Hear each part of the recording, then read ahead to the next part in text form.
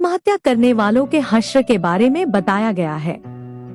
इसे निंदनीय अपराध माना गया है और ईश्वर का अपमान बताया गया है।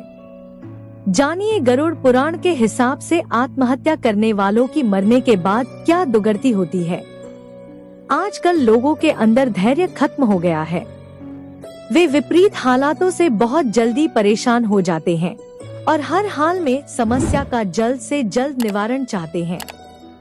स्थितियां उनके अनुरूप न रहें तो या तो डिप्रेशन में चले जाते हैं या आवेश में आकर आत्महत्या कर लेते हैं। लेकिन अगर आपको लगता है कि आत्महत्या कर लेने से आपका छुटकारा कष्टों से छूट जाएगा तो आप गलत हैं। आत्महत्या करने वालों के हश्र के बारे में बताया गया है। इसे निंदनीय अपराध माना गया है और ईश्वर का अपमान बताया गया है। आत्महत्या करने वाला व्यक्ति मृत्यु के बाद और भी बुरी दशा में पहुंच जाता है, जहां वो न तो अपनों से कोई संपर्क कर पाता है और न ही किसी लोक में कोई स्थान पाता है। जानिए आत्महत्या को लेकर और क्या कहता है गरुड़ पुराण। मुताबिक आत्महत्या करने वाले की आत्मा अधर में लटक जाती है। ऐसी आत्मा को तब तक दूसरा जन्म या कोई अन्य ठिकाना नहीं मिलता जब तक कि उसका समय चक्र पूरा नहीं हो जाता है। कहते हैं मरने के बाद कुछ आत्माएं 10वें दिन व 13वें दिन में और कुछ आत्माएं 37 से 40 दिनों में शरीर धारण कर लेती हैं।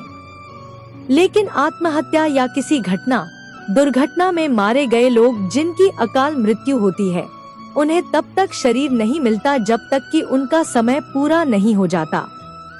यदि आत्महत्या करने वाले व्यक्ति की कोई इच्छा अधूरी रह गई है या वो गहरे तनाव के कारण ऐसा कर रहा है, तो ऐसी आत्मा को नया शरीर मिल जाना और भी मुश्किल हो जाता है।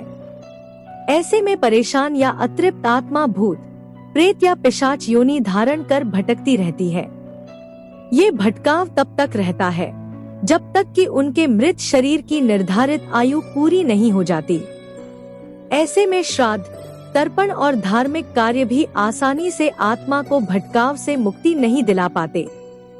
अकाल मृत्यु से मरने वाले लोगों की आत्मा को भटकाव से मुक्ति दिलाने के लिए गरुड़ पुराण में कुछ उपाय बताए गए हैं।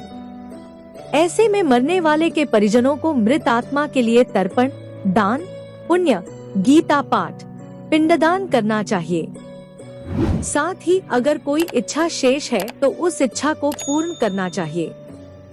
ऐसा लगभग 3 सालों तक करना चाहिए। इससे आत्माएं संतुष्ट हो पाती हैं और दूसरा शरीर धारण करने में सक्षम बन पाती हैं।